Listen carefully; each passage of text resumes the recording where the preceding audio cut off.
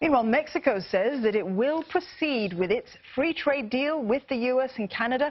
That's all despite U.S. President Donald Trump's tariff threat on all Mexican imports.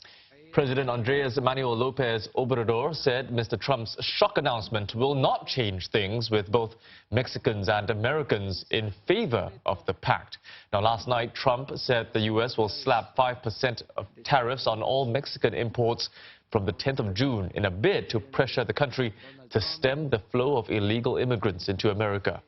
In a series of tweets this evening, Mr. Trump once again accused Mexico of taking advantage of the U.S. and that it's time to fix the problem.